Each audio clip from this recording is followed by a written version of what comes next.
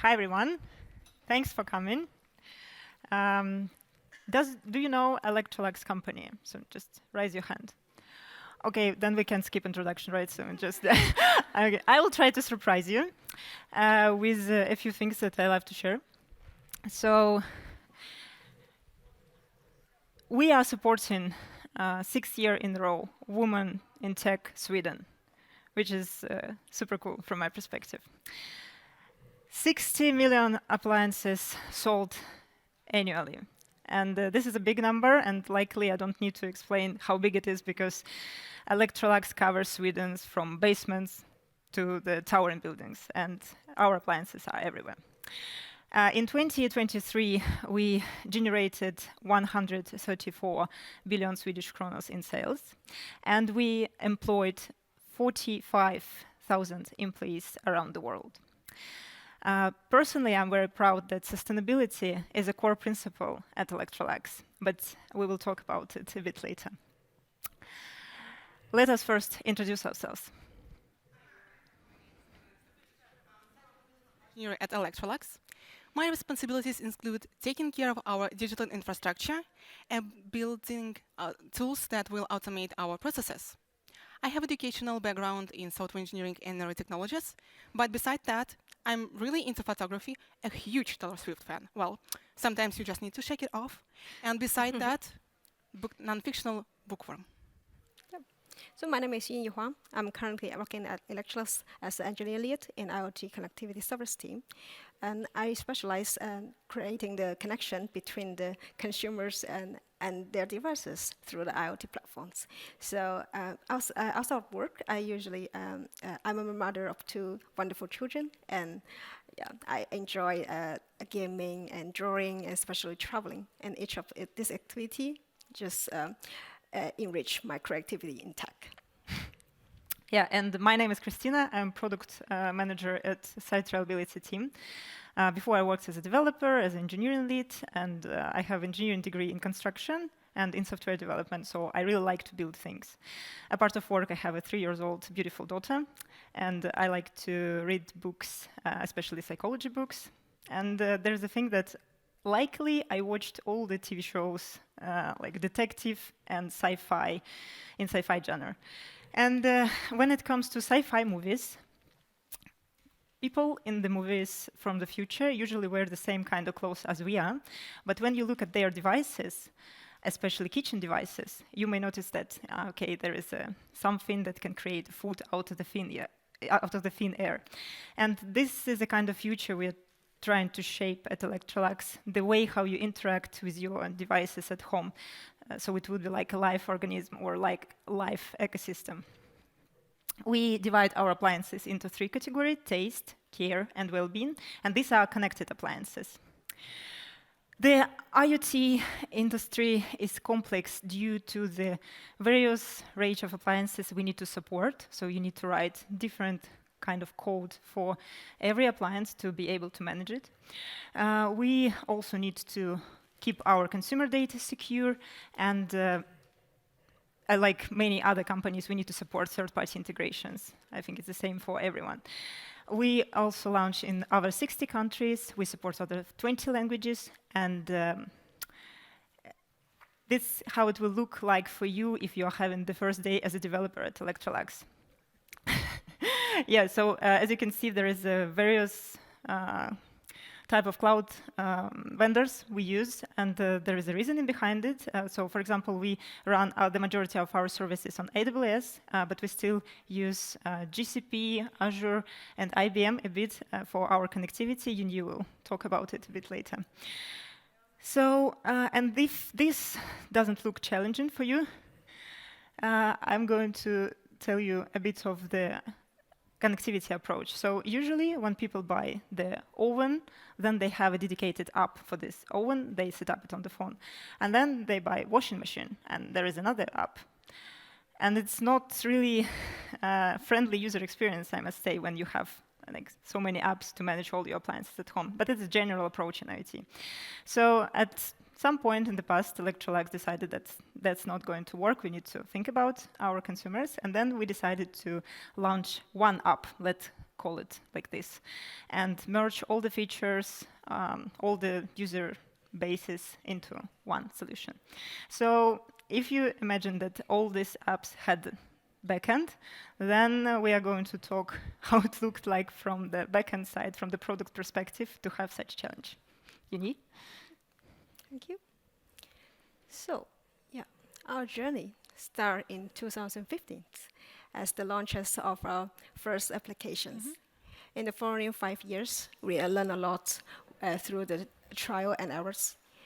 Despite some failures that the complexity that we underestimated, we by 2020 we have developed 13 applications and 2 IoT platforms. And 2021 marks a turning point. So we leverage our experience to build a solid foundation, and then which is aiming to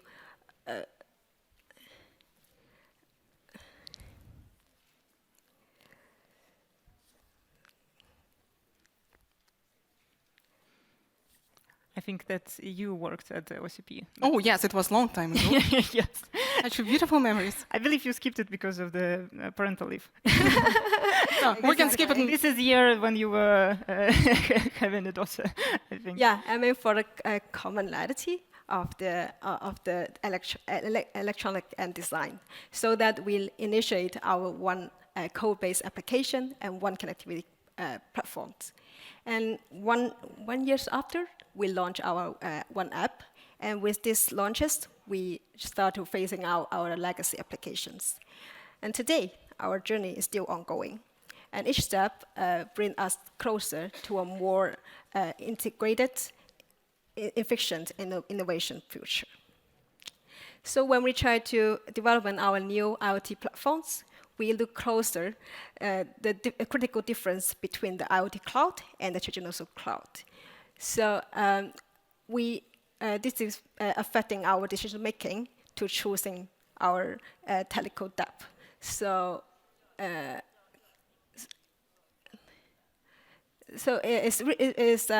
we prioritize the platform that can easily scale out over 10 million appliances and provides with real-time processing and extensive device management for everything from provisioning to the firmware updates. And it's crucial that can integrate the data seamlessly and protect our consumer data. And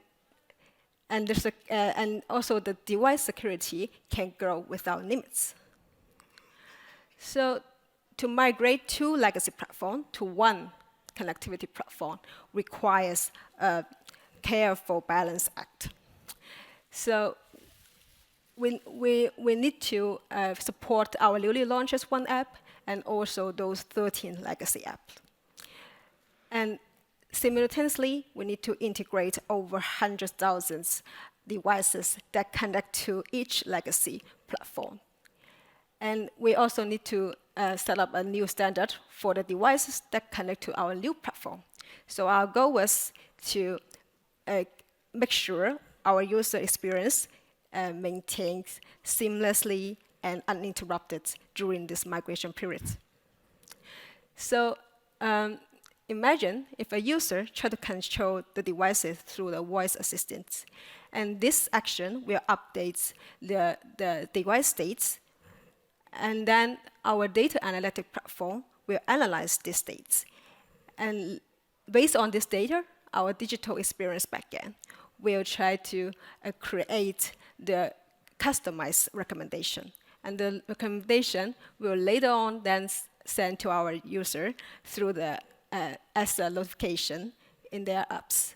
And all this flow from voice control to notification, make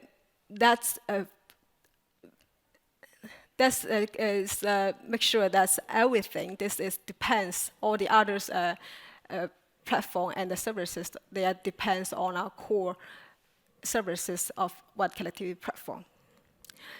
So that's why our one connectivity platform need to be function and to enrich our user experience. So I'm going to introduce an important feature in IoT area, device shadows. So device shadows are a cloud copy of the physical devices. So it's keep tracking of the device settings and the status, and for the updates and access anytime. So imagine even though if the devices is not connected, its cloud copy will get the updates and later on sync it when the device is up online again. So this approach will make sure that our devices can easily managed and without worrying about if each device is to be connected all the time. So for device shadow, we come to two different forms: unnamed shadow and named shadow. So unnamed shadow is quite straightforward. So one device have only one, because one shadow that represent the device its own, and named shadow on the other hand is allow the user to split the device cloud copy into several different parts. So, and each part in each shadow will represent a different feature for that devices. For example, our one app can use the classic shadow to have some basic commands like toggling the power and or monitoring the status.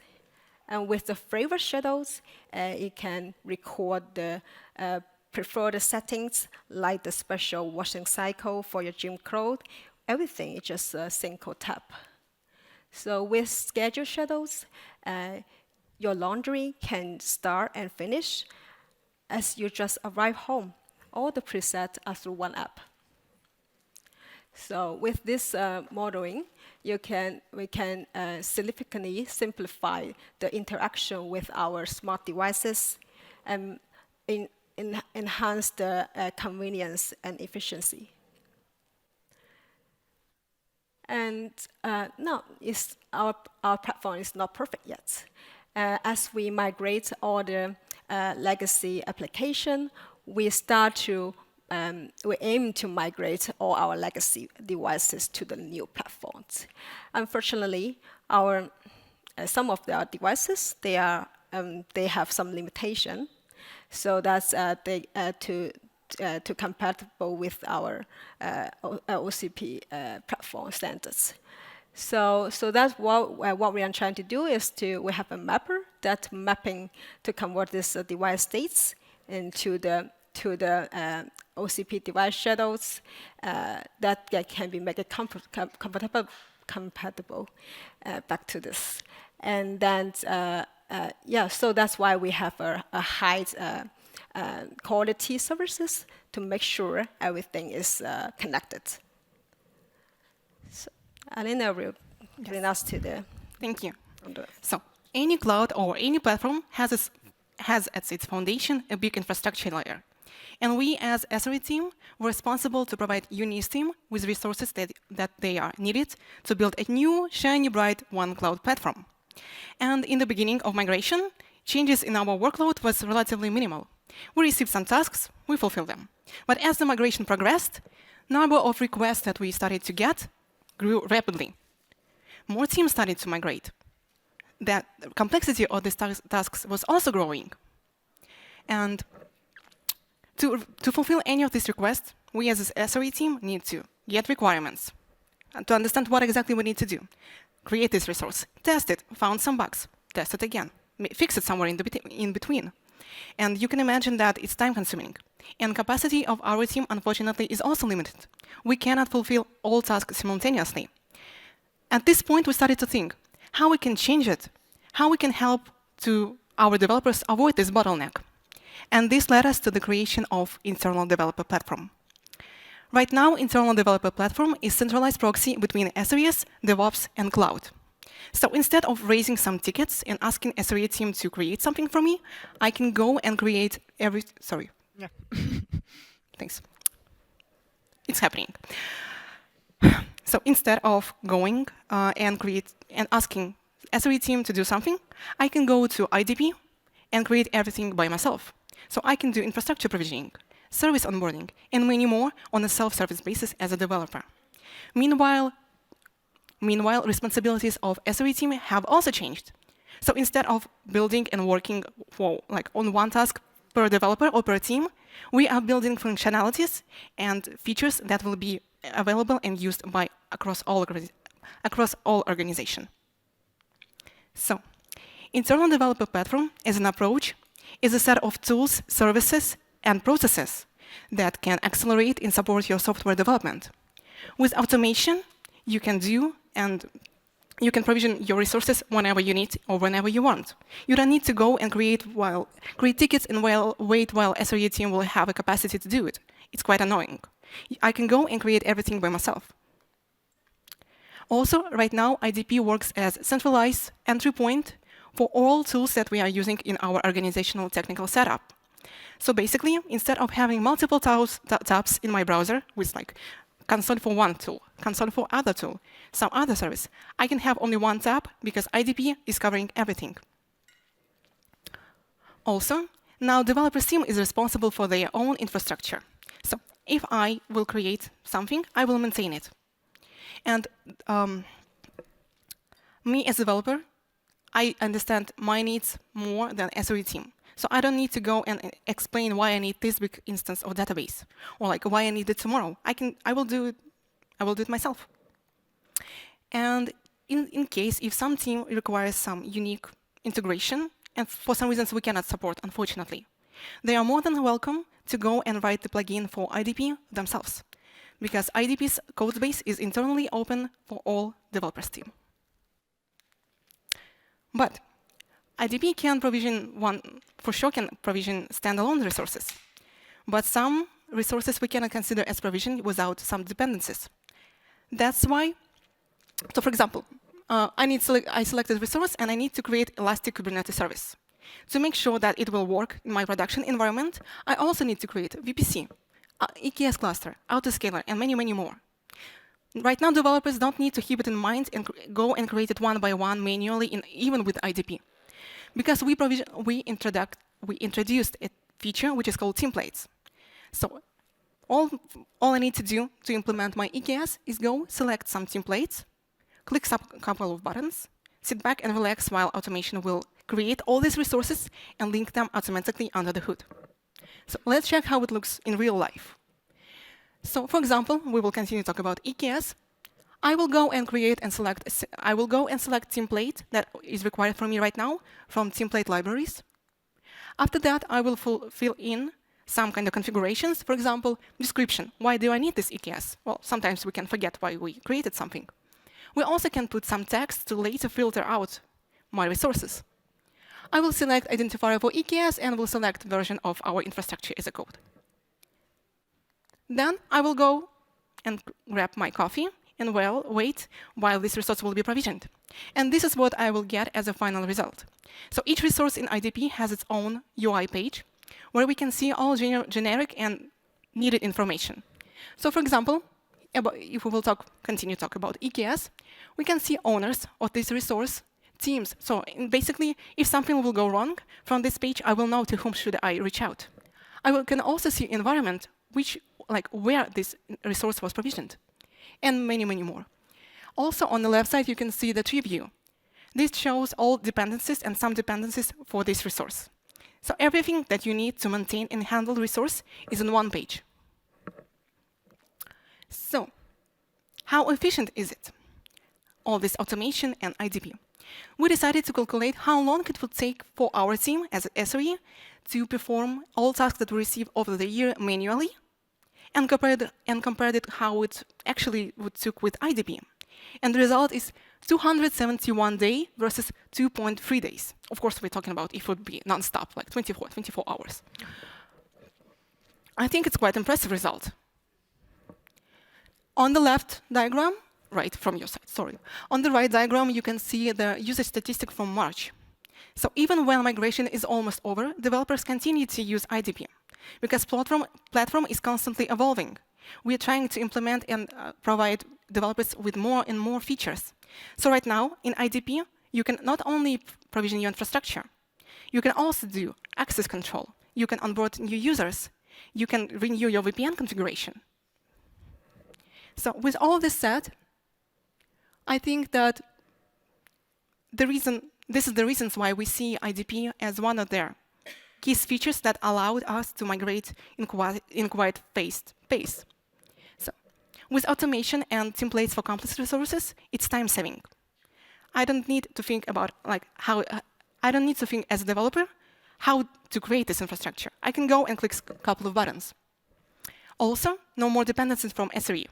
I can go and provision any resource I need, any resource I want, big as I want, anytime when I want. So if you work from home, sometimes you can work even at nights. So why do you need to wait 4 hours, like 8 hours or something, when somebody will wake up?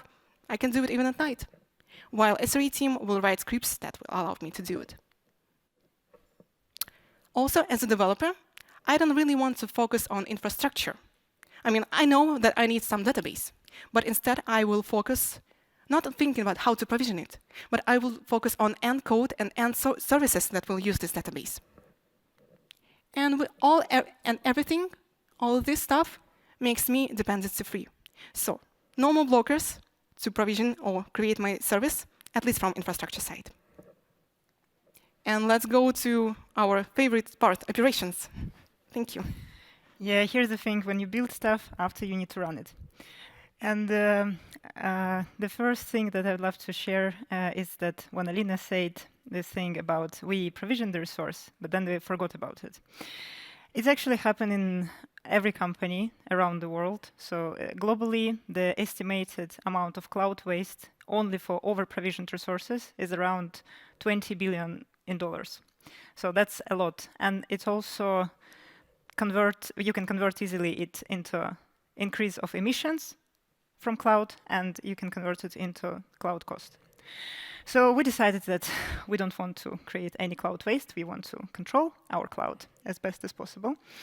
And when we say about over-provisioning resources and the resources we forget, I need to take responsibility because when we built IDP, as a product manager, I actually haven't checked user experience. And we put as a default value to create large instance. And of course, people just skip and press next, next, and then you just receive the bill. So that was easy to fix. But another problem is always Excel, right? And by that, what I mean is that if you want to understand your cloud usage, you need to go to one admin page of one cloud vendor, then to another console, and then do it again and again for each cloud vendor, then aggregate it in Excel, unfortunately, and then how you're going to calculate how much emissions your cloud produce out of Excel. So it's not control. And what we started to do is use this electricity map during the migration. If you haven't seen this map, I encourage you to go and Google it. It shows the amount of emissions in every region. And that's the first thing we considered during the migration. And we conducted a small showcase just to compare what is the difference. And here, the yellow line shows how our consumption grows, how many basically cloud computer resources we use. And you see the green line is the started from like a spike. That was a time when we had our environment in Frankfurt, in that region. And there is a big drop when we decided to move it to Stockholm area, according to the map, of course. And even though the consumption is growing, the green line still very low, I would say. And it's because of the more innovative data center that we have here in north of the Sweden. And I believe that it will take probably a lot of appliances to sell, so we could reach the same amount of consumption, or maybe we will never reach because of the innovative data center. If you want to see how it looks like in the real life example, then I can tell you that the same amount of emissions we saved as if one bus will find a shortcut and drive 1 kilometer less per day. So yeah, maybe it's not much, but what if we will take a look on the whole migration, and that's the amount of emission we estimated if we do things right. And that's actually equal to 80 buses per day that drive 1 kilometer less. And that's what we call control the emissions. Cost is actually a very good proxy for emissions, so you also can consider this approach. I really like cost engineering because the practices we set up and the way how we embedded cost exporters in IMDb, in internal developer platform that Alina introduced to you. It's the way how our developers can see how much it costs to have one resource. So after they provision it, they can see the daily cost or monthly cost, depends. We also break down our cost till the namespace, EKS or usage type, depends on the cloud vendor. So when we visualize things, of course, visualization leads to the change. And I remember how one developer reached out to me saying, like, okay, after this, I noticed that we actually provision AWS Kendra for hackathon, but after this, we forgot to remove it, and it was with us for a while, and we paid for this. And then, yes, that's how you can reduce idle resources that is not used anymore, for example. And another one is when we had this conversation with engineering lead, and I asked, like, why do you have such a high usage of certain cloud tool? And he told me, actually, I haven't used it at all since I got onboarded there. And we paid like every month for that usage. It's just imagine if you subscribed on Netflix, but you actually never watched any TV show there. So yeah, that's not the right way. You need to watch. Yeah, I'm actually very proud of this slide, and I think you would be too if your infrastructure team and your developers will tell you that they reduce in every group of resources and tools we have this amount of money in total. So it's a big achievement per month, and that's what we call cost engineering. So with that said, consider the region. And remember that you have resources that are not being used. If you want to go on the advanced level, you can also do what we do at Electrolux, is try to calculate unit costs. So these are our appliances. They are connected, and they send traffic to Yunyi's cloud. And I asked Yunyi, can you please tell me how much events, how much traffic every appliance sent? And yeah, Yunyi calculated it and gave me. And since we work in platform engineering team, we made a solution we called formulas that can calculate how much it costs to have one appliance connected. So again, I will repeat: region where you provision your environment, then cloud resources and usage cloud resources, and what is the business purpose to have this amount of traffic. So these three things you can consider.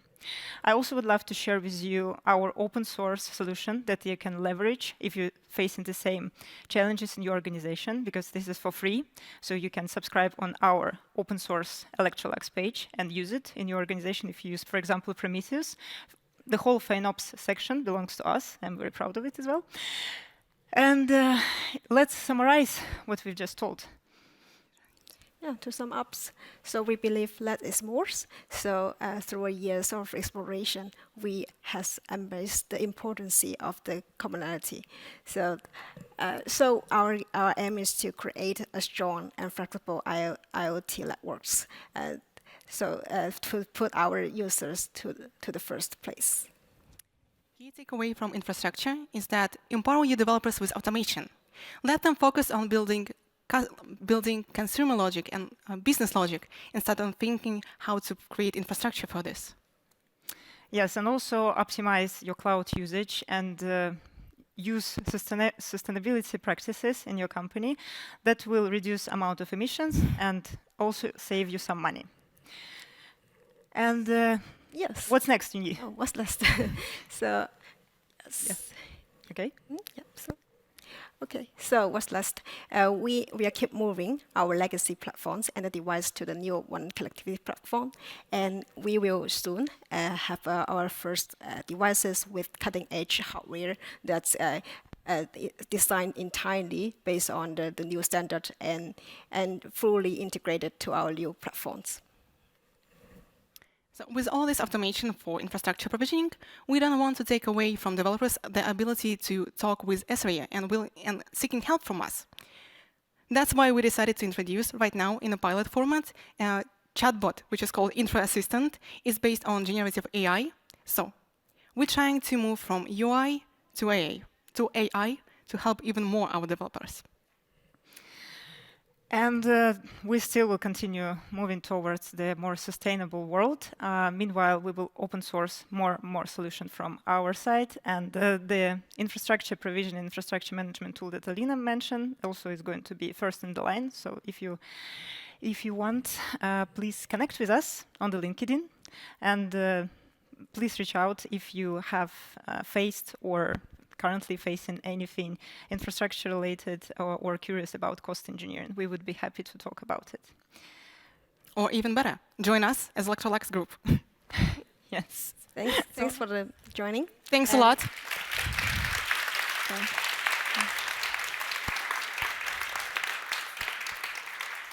Thanks. So do you have questions? If you have any questions, please raise your hands and we are awesome. Hey. So thank you, super interesting. I know right now a lot of people have maybe one connected appliance at home, but you can imagine in 5 years, most people will have everything connected, which could mean you have millions or tens of millions of appliances that you have to connect. What will you have to do to enable that kind of scale? What changes do you need to make? Yeah, I think I you can need to go answer with this. this. Yes. So thanks for the infrastructure, actually, and because now we can build up our scalable services, and we have a scalable platform that support huge amounts of appliances, and so thanks for the monitoring, because we can now monitor how much devices have been connected to our platform, and we can control this amount of number. Yep.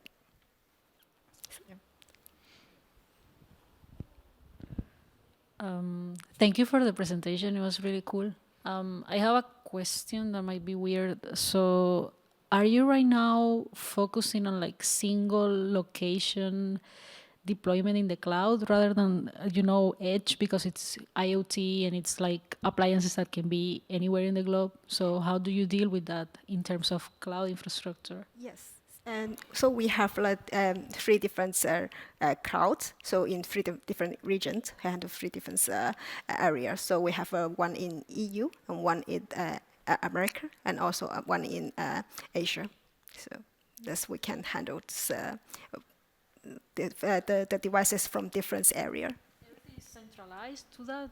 It's not really, because the data, because we want to protect our user data, so the data itself should be in that region. So we shouldn't move. No. But I mean in terms of like edge computing. So everything sends the data to those centers specifically? Or exactly. So okay. that's why I need to monitor and control it as much as possible, because otherwise you will receive like 100 million, thousands, a lot of like events per minute or per second. Yeah.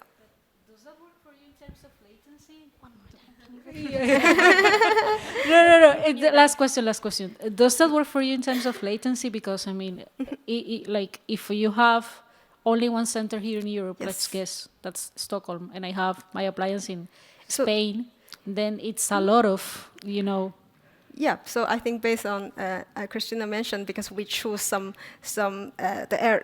different region, right, for different for different areas. So, but I mean, we of course have some latency, but we will handle it, because with this new feature, this nav shadow, so we can map the status easily, and it will provide some sync, as I mentioned, the device shadow can sync the status later on when the device is up and running. Okay. So this is a new kind of So it's not like a real-time thing. It's more You- like it okay, is real time, but in case if it's not, it is out offline, then we're still able to handle it.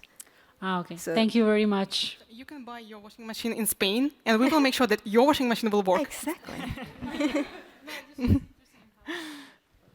Okay, here is a question. Yeah. More questions. Thank you. Thank you. I have a question about sustainability. It was really interesting to hear you talk about that from operations perspective. But what is Electrolux doing in the sense of helping us customers to have smart usage of your machines? I'm thinking if you have one app controlling them all, maybe getting some hints of when the cost is low or when, how we can optimize and minimize that. Yeah, Imprint. great question. Thanks a lot. Thank you. I would say the whole program that we have, and it's in our DNA already, the sustainability. So even the package you receive, like for your appliance, it's now sustainable. And if it comes to the one app, like to the digital experience, how sustainable it is, there is a features that will support you in the future with electricity consumption. For example, you turn on your dishwasher and then you would love to know like how much electricity you need for this. So this is the thing that we want to give you as a sustainable user experience. And then, yeah, probably there will be things a part of it. I think it's for us as for backend side not easy to answer this question. Yeah, because we maybe do not interact with that much. That's what I know for sure. Okay. Thanks. Thank you so much for your talk. I have a question for you as a product manager. What was the most challenging part in your role in leading those changes about cloud control or cloud cost? To be a product manager itself, to be honest, because so I switched from engineering to product management recently, 2 years ago, and personally I thought that, I don't know, we in engineering do stuff, and here in product, like I hell know what they do. But then I started to learn more and more, and then it started to make sense, and actually cost, it was the first step for me, like a fundamental thing that I needed to connect with the product. So that's why I kind of understood it by myself and then started to explain people. So here's the cost and we would pay these bills. And who owns this cost? So you have your business use case and you have this infrastructure. And it's not my infrastructure as a site reliability team, it's your infrastructure, it's your database. Like, why do you need such a large database? And then as this conversation starts to happen, we also provided the best observability we could and a lot of automation. So I believe for people it's just started to easier to understand when we just visualize everything for them. And visualize infrastructure as a tree, because if we have developers here, you would probably say that I don't know how infrastructure look like. And if we have product managers, it will be the same answer. So it's like infrastructure is something magical, and we have our business logic running there. So yeah, I think just giving people understanding, it's knowledge about it. That's the way how we force things towards to what we have today. One more question there. Yeah, there's 3 hands from this side, and it's so bright, so I cannot see this side at all. Yeah, sorry. Yeah, hello. Thank you a lot for this presentation. I think it was very interesting insights on your journey. And my question actually, it's maybe more from, let's say, team perspective. Let's say you introduce this platform for developers, but as you mentioned, infrastructure is not really development. And I know that it might be tricky to understand what you really need from the beginning. Okay, I need to set up a cluster and all this, a lot of other things, but I don't really know what to do. And you provide this self-service. So I'm as a developer, like I will choose, okay, just template. But how will you ensure that I will choose and utilize resources that I really need for my use case? I think we have the best person to answer this question on the stage. I could answer, but we have a person who joined SRE team and worked as a developer before. From being just backend developer because of IDP to being SRE person, because IDP helped me to be more interested in infrastructure. So in the beginning, of course, like when you have this freedom to create any resource, you will go and like, you know what, I need this cache and also want this database. Please give me everything. But later you're starting to think, but why do I need it? So like, visualization really encourages you to understand what are you doing. You don't want to, go and provision something. You want to make sure that your changes that you are doing is meaningful. And of course, in the beginning, we made a lot of mistakes, and that's why SRE team was there to help us. So it's not like we've been thrown to the sea, like, good luck, see you there with bills. Maybe not. So it was constantly helping, like, hey, I know that we right now can handle and create this database, but can you help me to understand what kind of instance do I need?